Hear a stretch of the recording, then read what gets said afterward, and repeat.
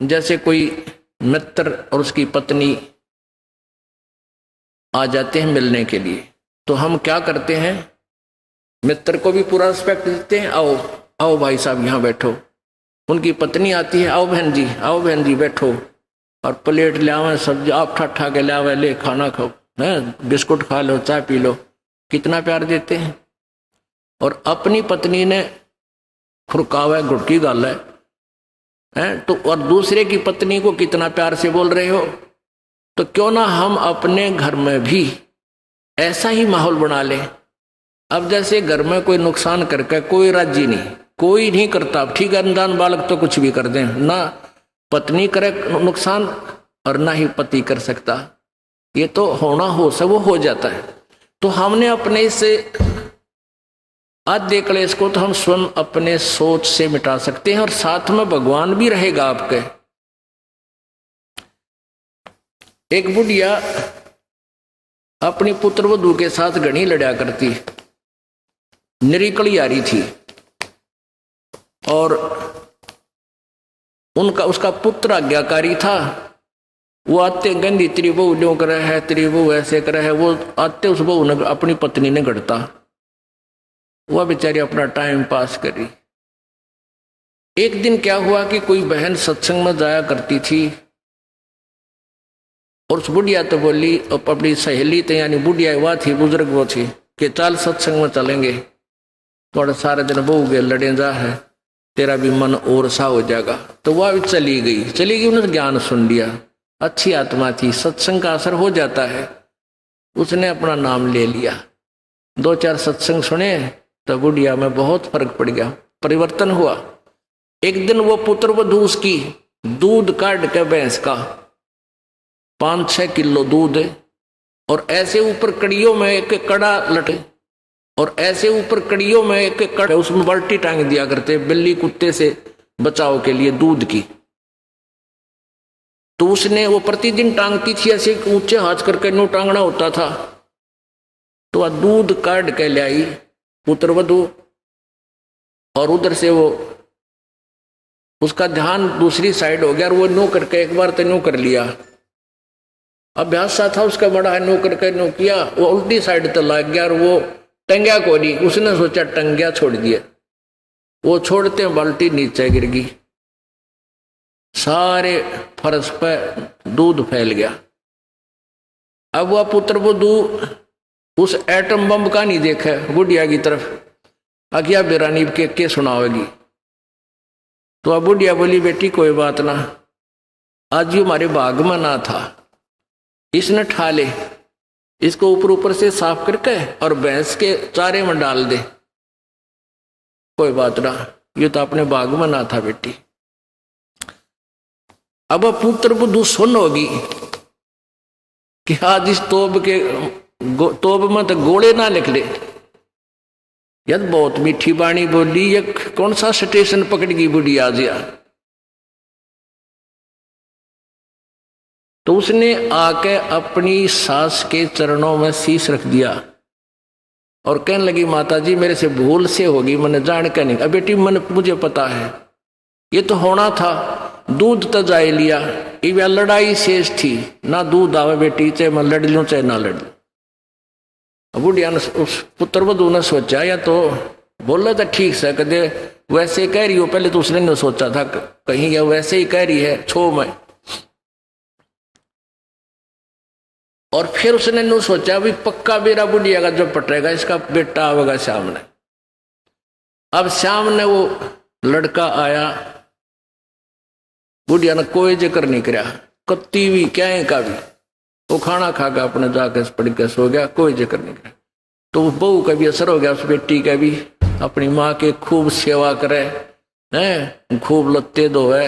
यानी पहले तो वो अकड़ी रही थी दोनों, दो बुढ़िया सुनावे, बहू ना बोला तो वो काली जरूर मारने थी, पोंगी तेरे पूड़े।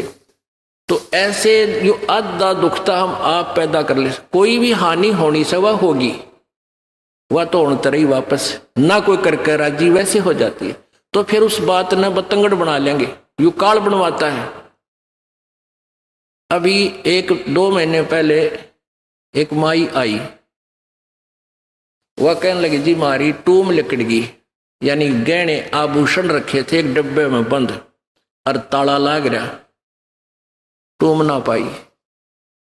मैं बोला बहन बात सुन ले,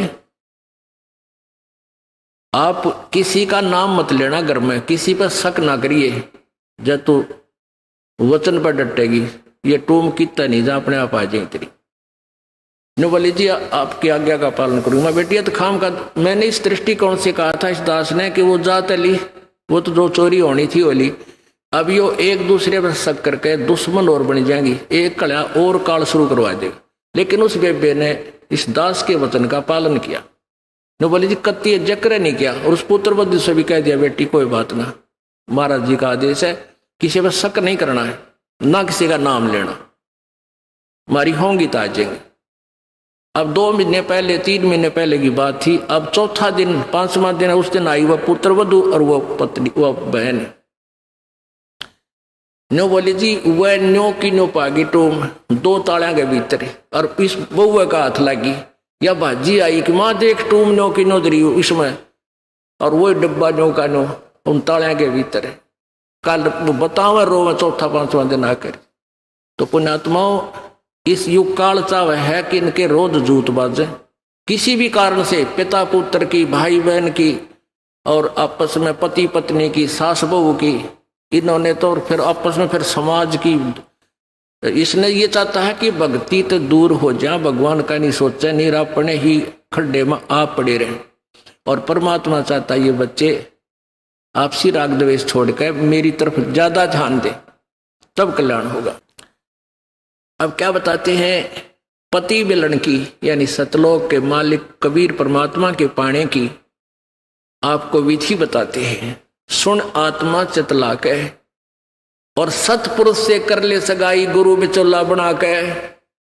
आप जी की सगाई करवा दी इस दास ने सत्य पुरुष से सभी की,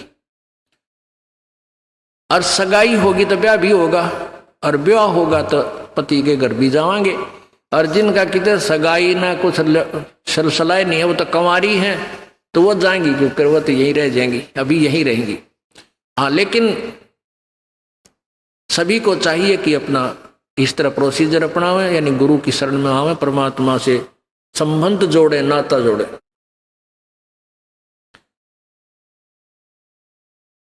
सतपुरुष से कर ले सगाई, गुरु बिचौला बना के। फिर सत्संग बान बैठिए लाडो और दान की मेहंदी रचा के। जैसे बान बिठाया करते हैं 5-6 दिन बिठाया करते, 6-7 दिन, तो परमात्मा कहते हैं वहां वो तेल चढ़वाते हैं, वो बान नहीं, इस सत्संग रूपी बान में यहां बान बैठो, यहां आओ, ये राम नाम का तेल चढ़ावांगे तो आपके, और फिर आपका रंग रूप निकल जाएगा, यानी आपके अंदर परिवर्तन आएगा।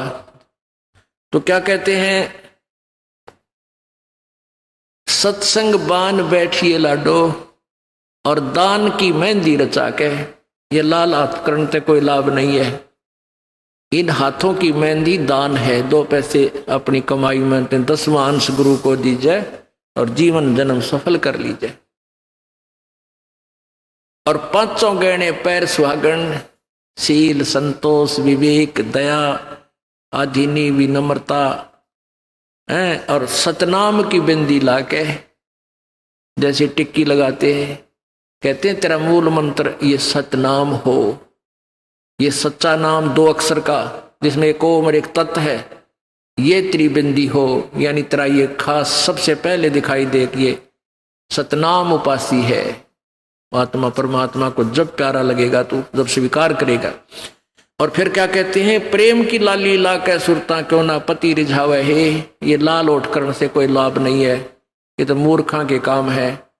पहले कोई भी ऐसी क्रिया अच्छे घरों की बहन बेटियां नहीं करते थे।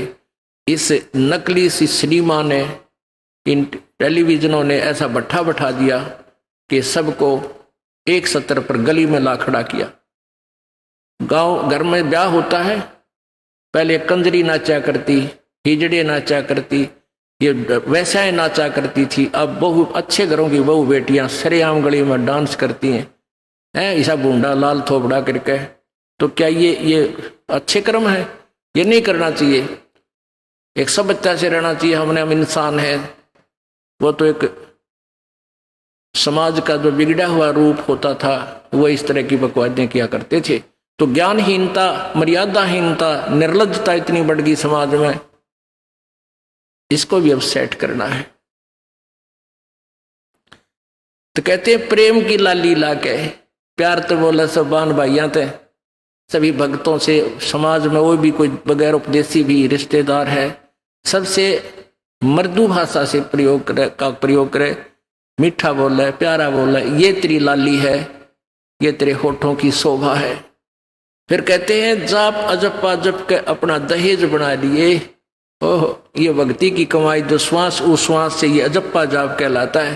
कहते इसका जाप करके तू अपना ये दहेज बना, यानी धन जोड़ ले जो आगे लेकर जाना है, दहेज जो अपने पति के घर लेके जाना है।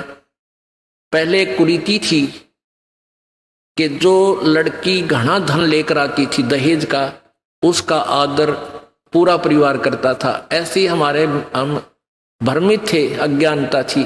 तो उसी दृष्टिकोण से ये कहा गया है कि जैसे अच्छा ज्यादा दहेज लाने वाली बहु पुत्र वधू अपने ससुराल में आदर सत्कार पाती है, ऐसे ही तू डट के भजन कर, घना दहेज बना ले सत्य अजप्पा जाप का।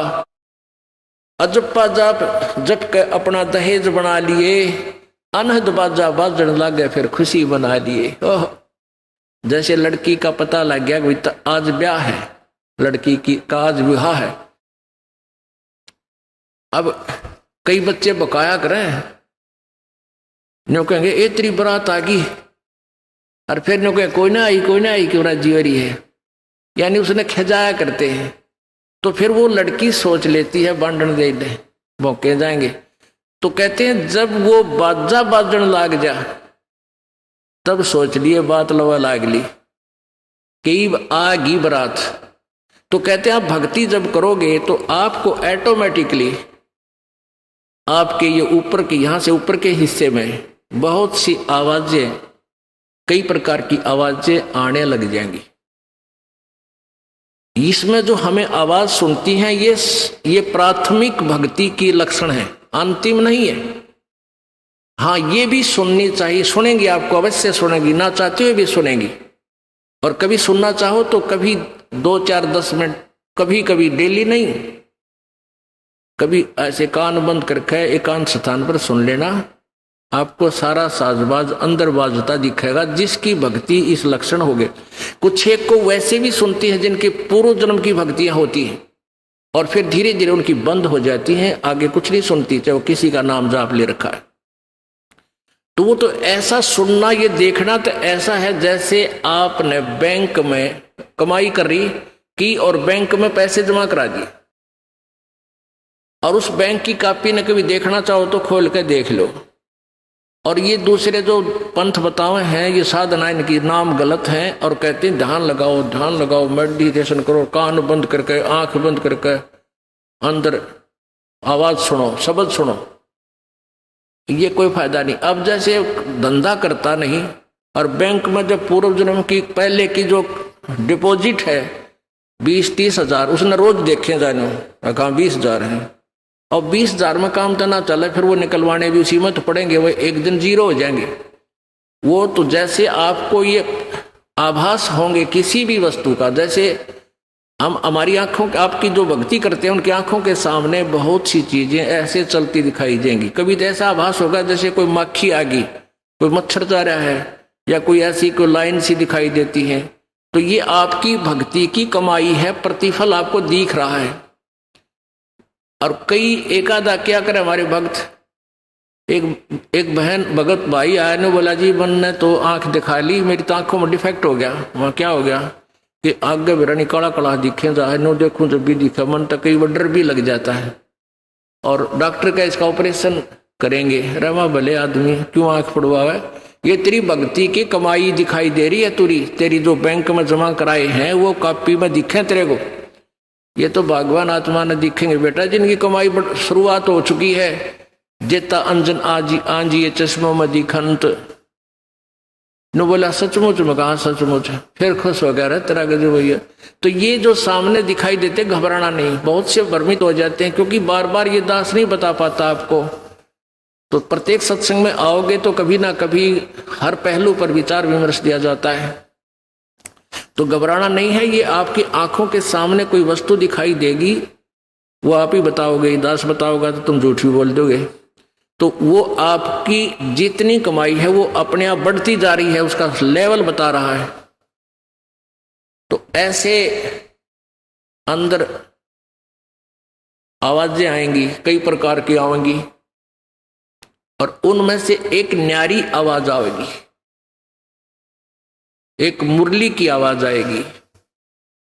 और वो मुरली, वो आवाज जो है, जो इसमें पिंड में जो आएगी, वो यहीं तक की है, ये महास्वर्ग तक की है।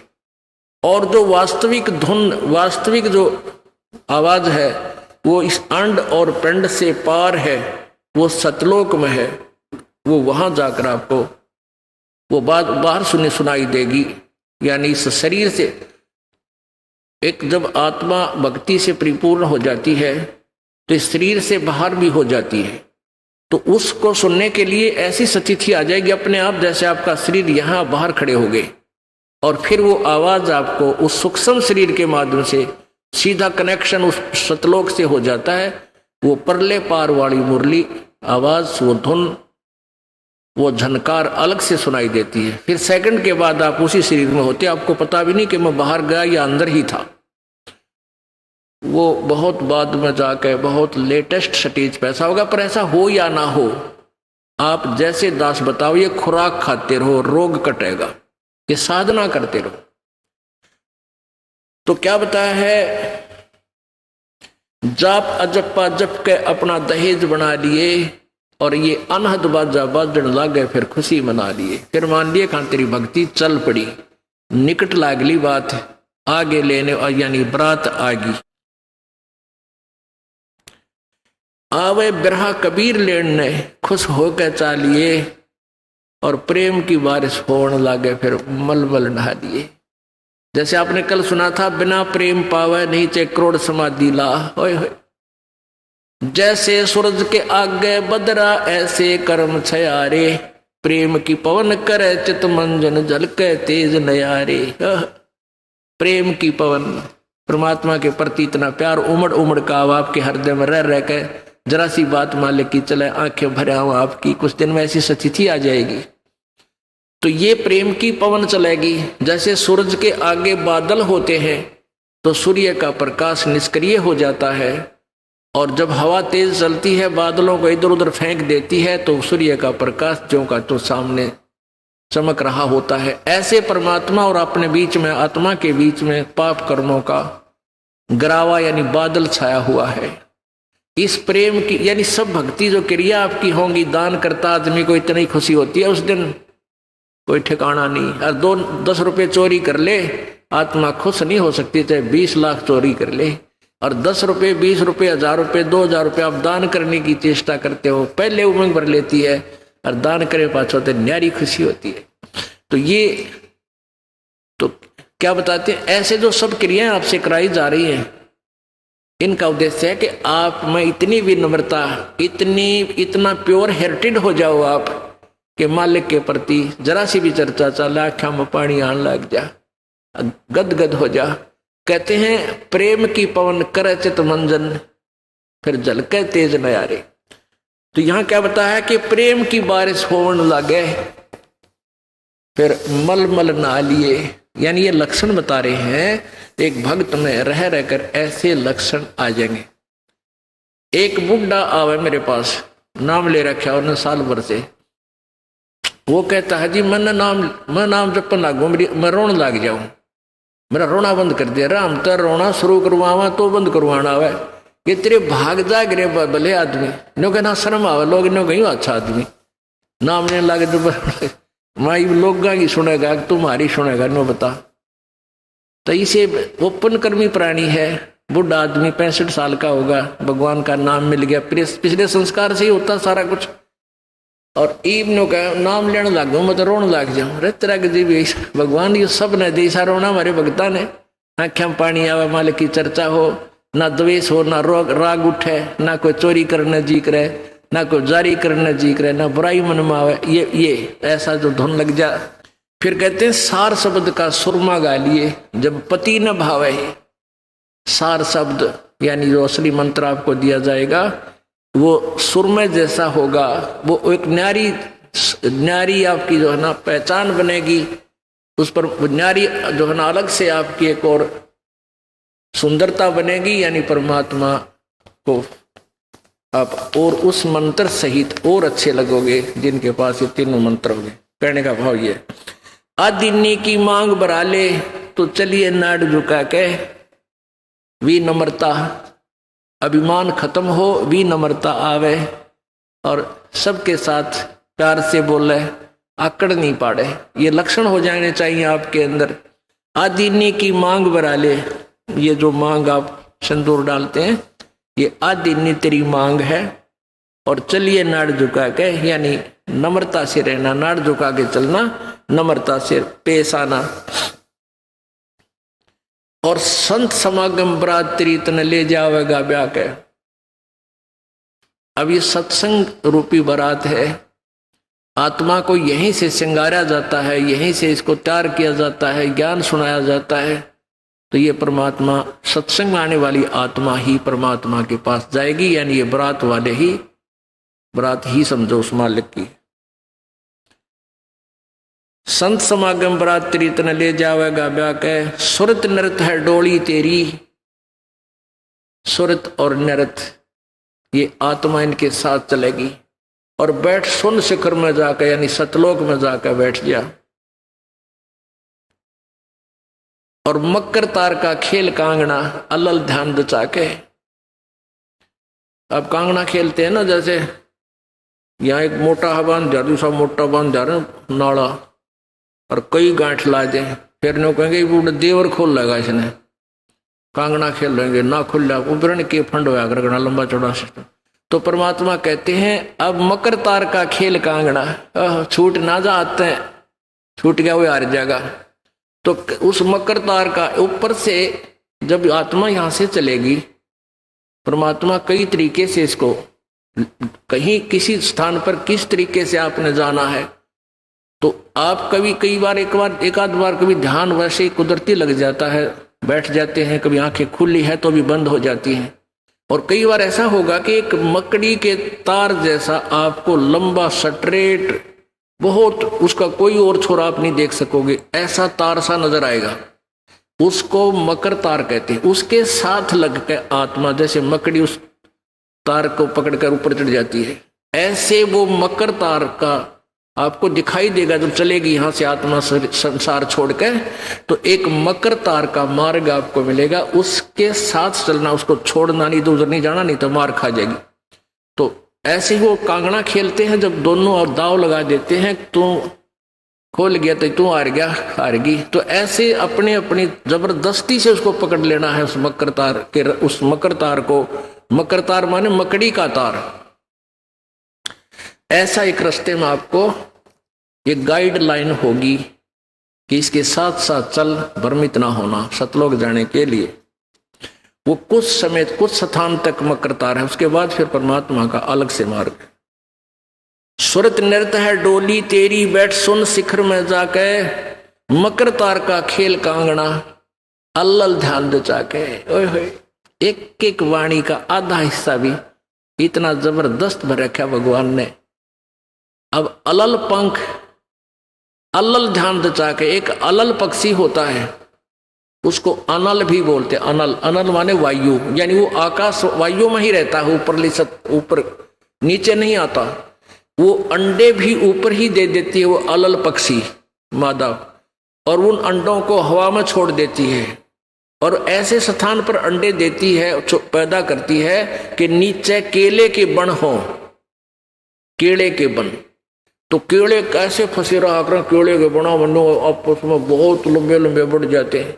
तो वहां आकाश से वो अलल पक्षी बहुत लंबा चौड़ा होता है, वो कम से कम भी सैकड़ों फुट लंबा और 50 फुट की चौड़ाई होती है। इतने बड़े बड़े पर होते हैं उसके, बहुत जबरदस्त लोहे के तौ की तरह, और पंजे होते हैं जैसे नो चमटिया की तरह, खुर जैसे बहुत जबरदस्त नाकुले, बहुत मजबूत, और 4 पैर होते हैं उसके, पक्षी होता। तो वहां से अंडे छोड़ देती है भगवान हवाला है। अंडे नीचे आते हैं हवा की घर्षण से, वो परवरिश को यानी वो पक जाते हैं। और केले के अच्छे भारा भारा अंडे होते हैं, वो 2-2 दड़ी के, और ऊपर तो 1-1 दड़ी के, 5-5 किलो के, और ऊपर तो आते ही वो केलों के पत्तों पर आकर गिरते हैं। उन केलों को तोड़ते हुए सपीटते नीचे आते हैं। तो केलों पर गिरने से, उन केले पर गिरने से, उन पेड़ों पर, तो उसकी स्पीड कम हो जाती है, और तो केले को तोड़ता हुआ वो आसानी से आकर नीचे पड़ता है, और पड़ के फूट जाता है, उसमें से बच्चा निकल जाता है। वो बच्चा वहां फिर उस वन में घूमता है, फिरता है, चारा चरता है, और फिर कुछ दिनों में वो उड़ने लग जाता है, यानी परिपक्व हो जाता है, वो प्रफुल्लित हो जाता है, और वो उड़ उड़ कर देखता है, काफी दूर तक उड़ता है, फिर वापस आ जाता है, 1-2 साल तक वही रहता है उस वन में। उन पक्षियों के साथ भी घूमता है, अपने मित्रों के साथ जो दूसरे पक्षी होते हैं, अन्य जीव जंतुओं के साथ भी घूमता है, लेकिन उनमें उसकी मित्रता नहीं रहती, क्योंकि उसको पता होता है कि मेरे माता पिता ऊपर हैं, यहां नहीं है। पुण्यात्मा, ये बहुत ही उत्तम ज्ञान है और छुपा हुआ ज्ञान था, ये तत्व ज्ञान है। इसको समझाने के लिए बहुत से उदाहरण आपके समक्ष पेश करने पड़ते हैं, ताकि आत्मा अपने परमात्मा की तरफ आकर्षित हो जाए। आपने कैसे रहना इस संसार में, ये पंखी के अलल पक्षी के बच्चों की तरह। अब वो यहां आए, यहां आसपास उस वन में पक्षी पशुओं के साथ रह रहे हैं, लेकिन उन एक पल भी वहां जाने को नहीं बोलते कि एक बार हम उड़न जोगे हो जावा, उसी दिन भाग जावांगे यहां से, हम जवान हो जावें तो उसी समय चल पड़ेंगे। तो जब वो युवा हो जाते हैं और खूब उड़ने योग्य हो जाते हैं, तो चलते समय कहते हैं 5 हाथियों को वो पक्षी, अलल पक्षी ऐसे लटका, क्योंकि उन केलों के वन में हाथी के भी झुंड के झुंड होते हैं, वहां होते थे पहले समय में, तब बने ना रहे, तो वहां झुंड के झुंड हाथी होते हैं, नो एक दूसरे के सट के चला कर, सैकड़ों की संख्या में कई झुंड है। तो वो अलल पक्षी उनके ऊपर झपट्टा मारता है, और उसके इतने तेज वो होते हैं 1.5 फुट के पंजे, और उनको ऐसे फंसा लेता है 4 हाथियों के, 4 हाथियों में, 5 और 5वें ने नोक मुंह के साथ, कहते 5 हाथियों को उठाकर वो अलल पक्षी आकाश में चला जाता है अपने माता पिता के पास, और फिर उनका आहार लेकर जाता है, वो आहार उनसे करते हैं। तो अब आप यहां आए हो, अलल पक्षी की तरह ध्यान रहे, एक पल भी वो पक्षी का बच्चा अपने माता पिता को नहीं बोलता कि मैं यहाँ का नहीं हूं, मेरे तो ऊपर है माता पिता, और जब मैं यहां से जब जाने जोगा हो जाऊंगा 1 मिनट में चल पड़ूंगा। तो आप उस अलल पक्षी के बच्चे की तरह यहां अब तैयार हो, अच्छी खुराक खाओ राम नाम की, और मजबूत हो जाओ, और चलते समय इस राम नाम की कमाई लेकर ऊपर चलेंगे। अब कहते हैं अलल ध्यान जचा के, वो पक्षी का बच्चा एक पल भी वो यहां रह ही नहीं सकता, उसको ये पता होता है, कॉमन सेंस होती है कुदरती, कि मेरे माता पिता वहां है, जिस दिन मैं यहां से जाने योग्य हो जाऊंगा, एक पल नहीं रहूंगा यहां पर। तो ऐसे आपने ये हर दिन उस सतलोक में जाने का अलल पक्षी की तरह यू ध्यान लगा के वो जचा कर रखनी है, इसको भूल नहीं पड़ने देना। मकर तार का खेल कांगना अलल ध्यान जचा के, और बैठ विश्वास सेज बिछा के, जो शब्द छैल आवे है। अपने आत्मा कह कबीर सुनो भी साधो, मैं तो हूं विश्वास में, जो क्रिया जो साधना आपको बताई जाती है, वो साधना वो है जो सब सदग्रंथों में प्रमाणित है, और वो है जिन महापुरुषों ने परमात्मा पाया, उन्होंने भी यही क्रियाएं की। तो आप एक विश्वास रूपी सेज पे, जैसे दुल्हन होती है अपने पति के इंतजार में वो बैठ जाती है, तो ऐसे ही कहते तू अपना विश्वास रूपी सेज बिछा के इंतजार कर उस परम पिता के आने की। विश्वास तेरी सेज है, यानी तेरा विश्वास है तो मालिक आवेगा, और विश्वास नहीं है तू ही वहां से चला गया कि तो फिर पति कहां मिलेगा। कहने का भाव ये है कि डगमग नहीं होना है, अपना विश्वास दृढ़ रखना, जो बताया गया ये विधि और यही भक्ति आपको परमात्मा मिलाएगी। यानी शब्द छैल का अर्थ है वो अविनाशी परमात्मा, शब्द अर्थ अविनाशी को कहते हैं। अविनाशी परमेश्वर तेरा पति तुझे वहां लेने आएगा, और इस प्रकार हम परमात्मा पाएंगे। बोलो सतगुरुदेव। परम पिता परमेश्वर सर्व सृष्टि रजनहार कुल मालिक कबीर देव कबीर साहब अल्लाहू अकबर, ये वो समर्थ परमेश्वर हैं जो इस प्राणी को काल के जाल से छुटवा सकते हैं। ये वो समर्थ परमेश्वर हैं जिसके विषय में चारों पवित्र वेद गवाही दे रहे हैं, जिसके गुणगान कर रहे हैं। वो परमात्मा सतलोक से अपने निज धाम से, जहां ये प्रभु रहता है, जहां से बैठकर ये पूरे विश्व को, पूरे ब्रह्मांडों को, असंख्य ब्रह्मांडों को कंट्रोल करता है, उस सतलोक से चलकर ये परमात्मा पृथ्वी लोक पर इस काल के लोक में आता है। अन्य लोकों में, अन्य द्वीपों पर भी ये परमात्मा जाते हैं। ये परमेश्वर चारों युगों में आते हैं। सतयुग में इनका एक नाम सुप्रसिद्ध रहता है, वो सत सुकृत होता है। और त्रेता युग में ये ऐसे ही प्रकट होते हैं, स्वयं आते हैं, किसी मां से जन्म नहीं लेते। त्रेता युग में इसी परमेश्वर का नाम मुनिंद्र ऋषि होता है, मुनिंद्र जी।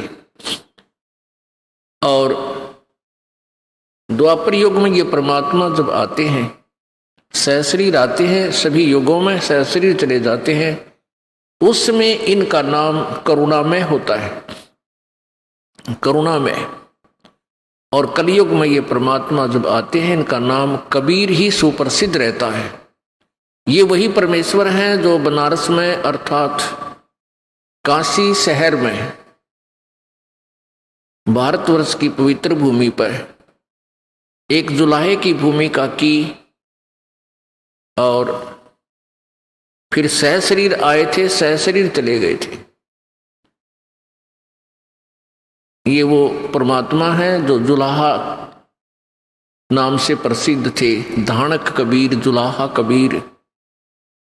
और सुप्रसिद्ध कवियों में से भी एक सुप्रसिद्ध कवि की उपाधि भी इन्हें प्राप्त थी। और यही प्रमाण चारों पवित्र वेद देते हैं कि वो परमात्मा अपने सतलोक से चलकर आता है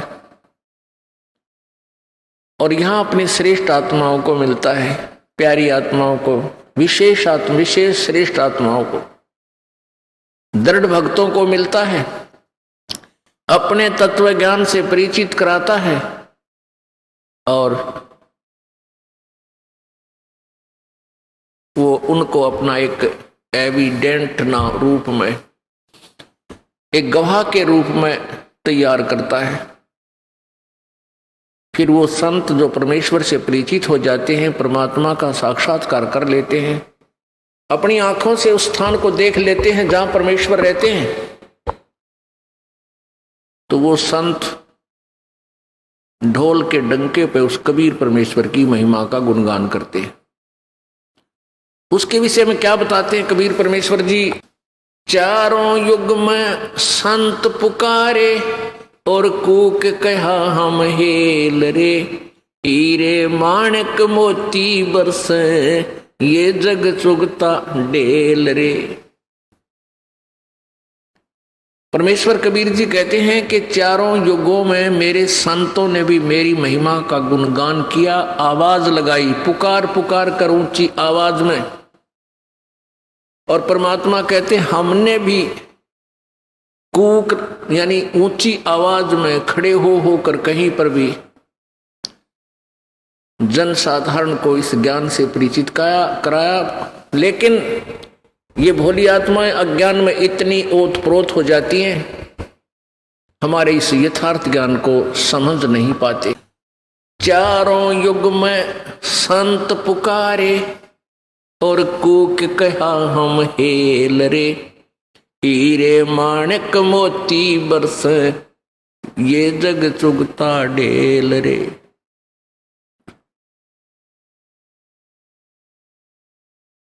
परमेश्वर जी कहते हैं कि चारों युगों में मैं आया और मैंने अपनी प्यारी आत्मा जो विशेष पुण्य आत्माओं थी उनसे मैं मिला, उनको अपनी सतलोक की महिमा से परिचित कराया और फिर उन्होंने मेरी महिमा का गुणगान ढोल के डंके पर किया। अब पुण्यात्माओं, हमने सबसे पहले भगवान पहचानना है। इस काल भगवान ने परमात्मा को भुला दिया, उस परमेश्वर को भुलाकर अपने आप को यहां सर्व ब्रह्मांडों का मालिक सिद्ध कर दिया। और परमेश्वर की प्यारी आत्मा आदरणीय गरीबदास साहिब जी जो परमेश्वर कबीर जी से परिचित हुए, उनके यथार्थ स्थान सतलोक को देखा, उनकी महिमा से परिचित हुए, तब क्या कहा, मुल्ला माया मग में बैठी अनसा चुन चुन खाई, ये ज्योत स्वरूपी कहे निरंजन मैं ही करता वाई। अब ये ज्योति निरंजन काल अपने आप को मालिक मानता है कि मैं ही प्रभु हूं और कोई भगवान को ना। तो यही परमात्मा के विषय में कभी गरीबदास साहिब जी कह रहे हैं कि ये काल और इसकी पत्नी दुर्गा, ये मुल्ला माया, इन सभी जीवों को भ्रमित रखते हैं और ये काल 1,00,000 मानव शरीरधारी प्राणियों को खाता है। मुल्ला माया मग में बैठी अनसा चुन चुन खाई, ये ज्योत स्वरूपी कहे निरंजन मैं ही करता वाई। एक न करता दो ना करता नौ ठहराए वाई, ये 10वां भी धुंधर में मिल जा सत कबीर दुहाई। ओह, क्या बताते हैं गरीबदास साहिब जी के इनने एक भी कर्ता बना साधी, एक कर्ता को भी फाइनल नहीं मान्या, 9 ठहरा दिए। 9 अवतार, 9 भगवान, और 10वां अवतार और आवेगा, 10वां अवतार और आवेगा निकलंक नाम तय, कलयुग के एंड में, कलयुग के अंत में। और उस समय ये कृतघ्नी प्राणी हो जाएंगे, सभी भक्ति से दूर होंगे, व्यभिचारी, मांसाहारी और जालिम जुल्म बेहया, कोई शर्म नहीं रहेगी, कोई लाज नहीं रहेगी, सरेआम दुष्कर्म करा करेंगे, बिल खोद करा करेंगे, कच्चा आहार करा करेंगे। एंड ऑफ द कलयुग में जमीन उपजाऊ नहीं रहेगी, 4.5 फुट तक जमीन का उपजाऊ अंश खत्म हो जाएगा। यानी 3 हाथ, लगभग 4.5 फुट तक उपजाऊ अंश जमीन का समाप्त हो जाएगा। कोई भी फलदार वृक्ष नहीं उगेंगे, ना कोई फसल होया करेगी और वर्षा नहीं होया करेगी। प्रदूषण इतना हो जाएगा कि वर्षा ऐसे होगी जैसे ओस गिरा करे, और सभी प्राणी कच्चा ही गोश्त मांस खाया करेंगे। उसमें लास्ट ऑफ द कलयुग, एंड ऑफ द कलयुग में, कलयुग के अंत में 20 वर्ष की आयु मनुष्य की रह जाएगी, मानव की। और उसमें से 5 खंड बताए हैं सूक्ष्म वेद में, यानी 15 वर्ष की आयु में जन्म भी हो लेगा, जवान भी हो लेगा, और गर्भारी भी हो लेगा और मृत्यु को भी प्राप्त हो लेगा। 5 वर्ष की लड़की को संतान होनी प्रारंभ हो जाया करेगी और सभी प्राणी बहुत ठगने से हो जाएंगे। 1.5-2 फुट के आसपास इनका कद रह जाओ। उस समय ये कृत घनी प्राणी इतने हो जाएंगे, बहुत घने। उस समय कुछ एक पुण्यात्मा रहेंगी जो तब भी भगवान से डरने वाली होंगी। वो होंगे ऐसे ही मांसाहारी भी होंगे, लेकिन जगह भगवान की अवश्य होगी। वो कौन होंगे? जो अब इस कलयुग में, अब ये भगवान का मार्ग हजारों वर्षों तक चलेगा। जो पुण्यात्मा इस मार्ग पर लगेंगी, भक्ति करेंगी और आजीवन मर्यादा में रहे, वो तो सतलोक चले जाएंगे। और जो जिनके पैर फिसल गए, नहीं पार हो पाए, वो फिर ऐसे इस कलयुग में मनुष्य के जन्म प्राप्त करते रहेंगे। इतने दयालु हैं ये परमात्मा। लेकिन मनुष्य जीवन में कौन सा ये प्राणी सुखी होगा? तो उस समय क्या होगा कि निकलंक नाम का एक अवतार आवेगा। वो कौन होगा? राजा हरिश्चंद्र की आत्मा होगी। राजा हरिश्चंद्र जी जो सतयुग में एक महान आत्मा सुप्रसिद्ध हुए, ऐसे दानवीर थे, ऐसे धर्मात्मा थे, ऐसे सत्यवादी थे कि उन्होंने अपने वचन के ऊपर राज त्याग दिया था। अपनी पत्नी को भी बेच दिया, अपने आप को भी बेच दिया, अपने सत्य की रक्षा की। जिस कारण से प्रसन्न होकर के प्रभु ने उसको विष्णु लोक में स्थान दे दिया। अब वो विष्णु लोक में है अपने पूर्व जन्म के पुण्यों के कारण। और जब वहां से इस पुण्यात्मा को 10वां अवतार बनाकर यू काल भेजेगा। जो गीता जी में कहता है कि मैं अपने अंश अवतार रचता हूं और फिर उनमें प्रवेश करके सारा काम करता हूं। इसलिए गीता जी अध्याय नंबर 4 के श्लोक नंबर 5 और 9 में कहा कि अर्जुन, तेरे और मेरे बहुत जन्म हो चुके हैं, तू नहीं जानता, मैं जानता हूं। फिर कहता है 9वें श्लोक में कि मेरे जन्म और कर्म अलौकिक हैं। अब कर्म कैसे अलौकिक हैं? श्री कृष्ण में प्रवेश करके महाभारत करवा दी, युद्ध करवाया। ओहो, परशुराम का जन्म दिया, परशुराम में प्रवेश करके अक्षत्रियों को मार डाला और पाप परशुराम का रख दिए सारे। ऐसे ही राजा हरिश्चंद्र जी को निकलंक नाम से संभल नगरी में विष्णुदत्त शर्मा के घर पर इसका जन्म होगा 10वें अवतार का। 10वां अवतार जो होगा संभल नगरी में, और विष्णुदत्त शर्मा नाम का एक ब्राह्मण होगा, उसके घर पर जन्म होगा। और वो विशेष अलग से ही वैरायटी का बालक होगा। उसका उन अन्य से तगड़ा शरीर होगा, क्योंकि वो स्पेशल भेज रखा होता हो तो। और उसकी लंबी तलवार होगी। इन कृतघ्नी प्राणियों को ऐसे काटेगा न, जैसे यह करेन गेहूं काटा करे, ऐसे काटेगा न, बुरी तरह इनको खत्म करेगा। फिर क्या होगा? उन प्राणियों को बख्शा जाएगा जो उस समय भी भगवान से डरने वाले होंगे। इतना प्रदूषण उस समय क्या होगा? फिर परमात्मा अपनी मेहर से, पुण्यात्मा, एक तो परमात्मा ने विधान बनाकर छोड़ दिया, तो विधान जो भगवान ने बनाया है उसके ऊपर ये साइंटिस्ट अपना अनुभव करके थोड़ी रिसर्च कर लेते हैं और फिर वो भगवान को रिजेक्ट करना प्रारंभ कर देते हैं। ये इनकी महाभूल है।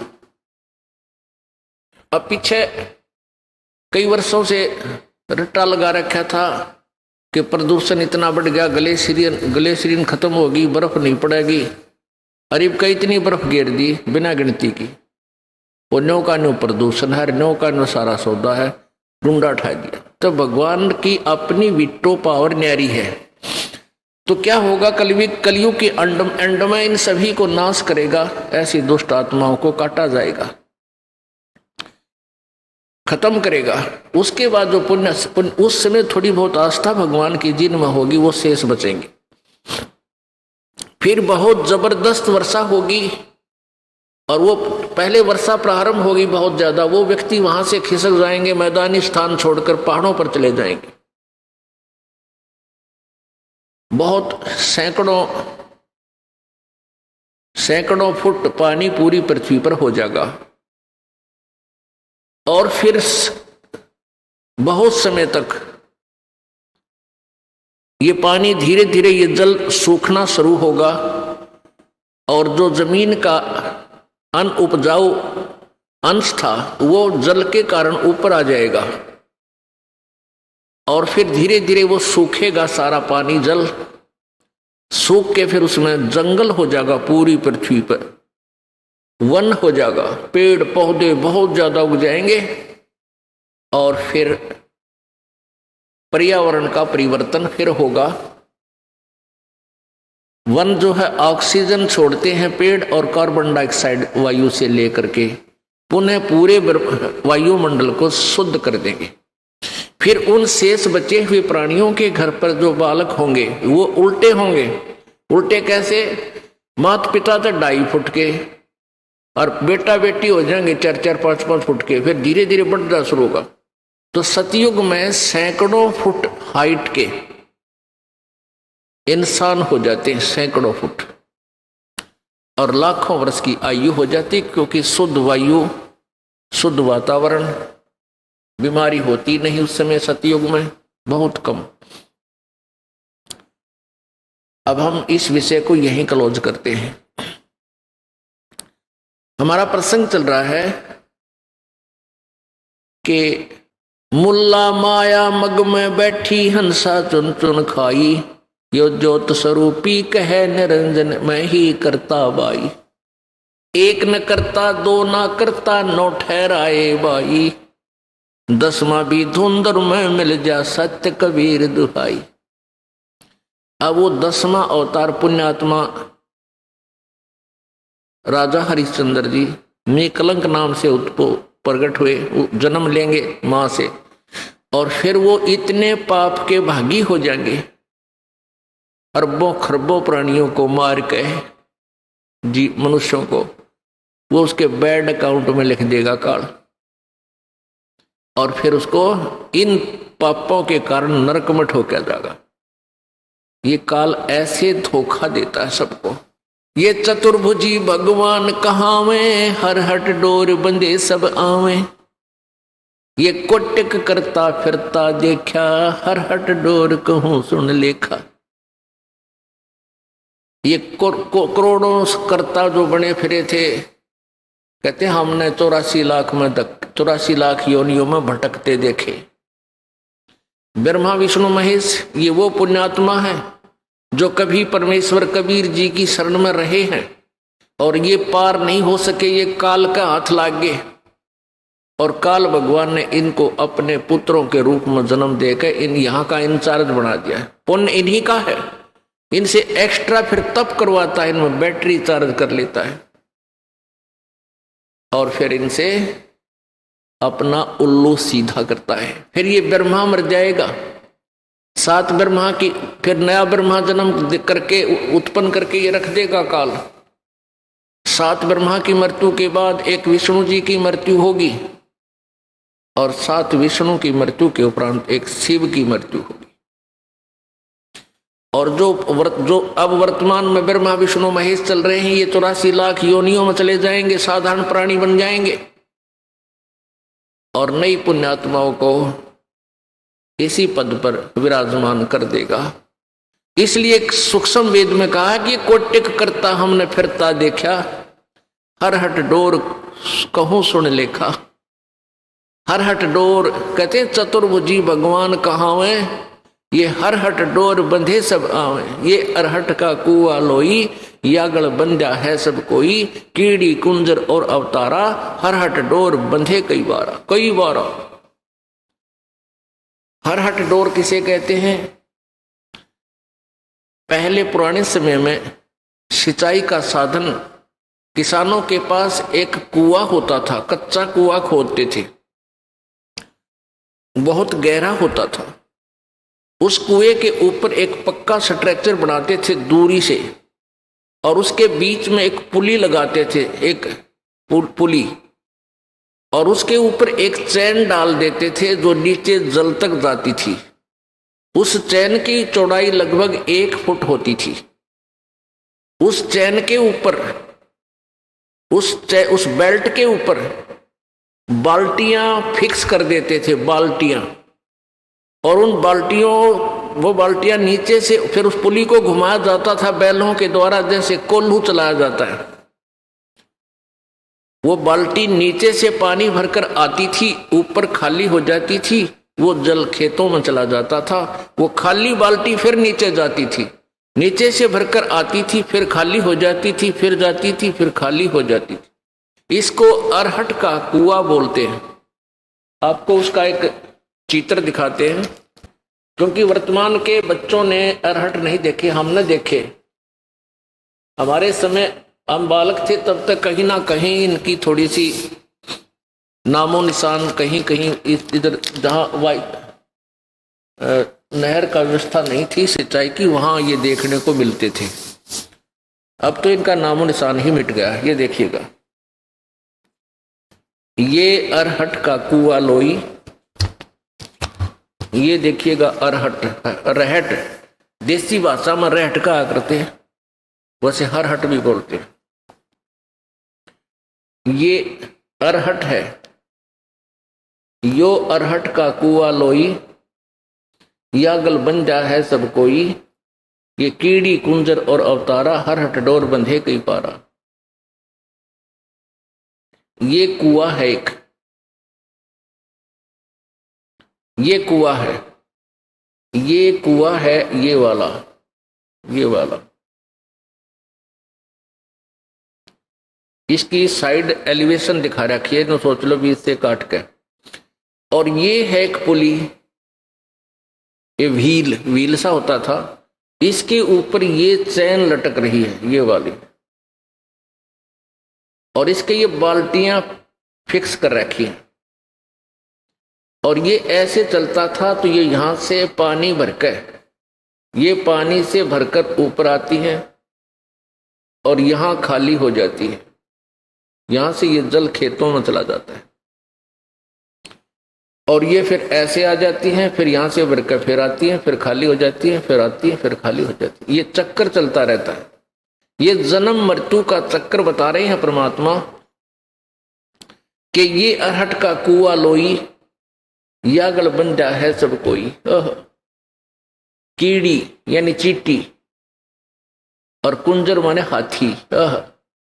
कीड़ी कुंजर और ये अवतारा, ये ब्रह्मा विष्णु महेश जैसे, और इनके आगे अंश अवतार राम कृष्ण जैसे। कीड़ी कुंजर और अवतारा, हरहट डोर बंधे कई बार मर लिए जन्म लिए ये थारे भगवान। ये चतुर्भुजी भगवान कहावे, हरहट डोर बंधे सब आवे। ये कोटिक करता फिरता देखा, हरहट डोर कहूं सुन लेखा। अब यह फिर समस्या आ जाती है कि ब्रह्मा विष्णु महेश भी मरते हैं। ओहो पुण्यात्माओं, परमात्मा कबीर जी और तथा उनसे परिचित महापुरुषों ने पहले ही ये ज्ञान ठोक कर कहा है, लेकिन उनकी उस अमृतवाणी को इन चतुर प्राणियों ने, इन नकली संतों, ऋषियों और महर्षियों और गुरुओं ने, मंडलेश्वरों ने रिजेक्ट करवा रखा था हमारे से, ये कहकर के कबीर अनपढ़ था, अशिक्षित था, और ये सभी संत अशिक्षित हैं, अशिक्षित थे, अक्षर ज्ञान नहीं था, इसलिए ये वेदों और गीता के बारे में, पुराणों के विषय में नहीं जानते। ये झूठ बोलते हैं, ये गलत कहते हैं कि ब्रह्मा विष्णु महेश नासवान है। हाय हाय, तो उस समय तो नकलियों का दाव लग गया। अब मानव समाज शिक्षित है, वही सदग्रंथ जिनके विषय में परमेश्वर पहले बताया करते थे आज हमारे पास उपलब्ध है, और वो इन्हीं नकलियों द्वारा अनुवादित भी है। चलो संस्कृत में होते तो शायद हमारे ना भी सूतमा हो, ये आप अनुवाद भी करिए, और फिर भी इनकी बुद्धि ने काम ना किया। कहते हैं सतगुरु बिन काहू न पाया ज्ञाना, जो थोथा बुझ छड़े किसाना, गुरु बिन वेद पढ़े जो प्राणी, और समझे न सार रहे अज्ञानी। ये सारे अज्ञानी थे जिन्होंने आज तक हमें ये नहीं बताया कि ब्रह्मा विष्णु महेश नासवान है, इनका जन्म मृत्यु होता है, इनके माता पिता भी है। तो ये सारे मंडलेश्वर अज्ञानी थे, यानी पुराण ज्ञानहीन भी थे, वे वेद ज्ञानहीन भी थे, गीता जी ज्ञान भी वो नहीं जानते थे, गीता जी को भी नहीं समझ सके। वो अज्ञानी हमें मूर्ख बना गए।